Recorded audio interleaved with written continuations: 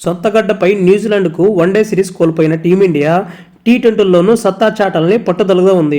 ప్రపంచ కప్ 2026 టోర్నీకు సన్నాహకంగా కివీస్తో జరిగే ఈ సిరీస్ను క్లీన్ స్వీప్ చేయాలని ఇవ్విల్లూరుతుంది. అందుకు తగ్గట్టుగానే సూర్యకుమార్ సేన ఇప్పటికే ప్రాక్టీస్ మొదలుపెట్టింది. హెడ్ కోచ్ గౌతమ్ గంభీర్ మార్గదర్శకంలో టీమిండియా స్టార్లు నెట్స్లో ప్రాక్టీస్ చేస్తున్నారు.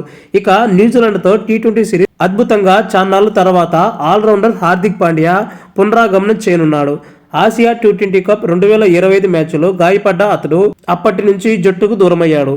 అయితే దేశీ టీ20 టోర్నీ, సయ్యద్ ముస్తఫా అలీ ట్రోఫీ, దేశీ one day tourney, Vijay Hazare trophy తాజా ఎడిషన్లోనూ సొంత జట్టు బరోడా తరపున బరిలోకి దిగి హార్దిక్ మంచి ఫామ్లో ఉన్నాడు.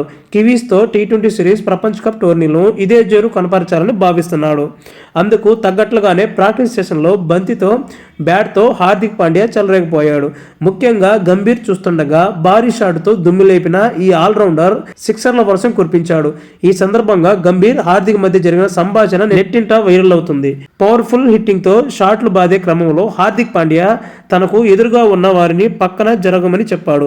ఇందుకు నవ్వుతూ బదులిచ్చిన గంభీర్, నువ్వు ఎక్కడికి బంతిని తరలించబోతున్నావు, నీ లక్ష్యం ఏంటి అని అడిగాడు. ఇందుకు హార్దిక్ మొదట టైర్లోకి అని బదులిచ్చాడు. ఇందులో కెప్టెన్ సూర్యకుమార్ యాదవ్ జోష్యం చేసుకుంటూ అన్ని సెకండ్ టైర్లోనే కొడుతున్నాడంటూ నవ్వుతూ చెప్పాడు. ఇందుకు సంబంధించిన వీడియోను బీసీసీఐ సోషల్ మీడియాలో షేర్ చేసింది.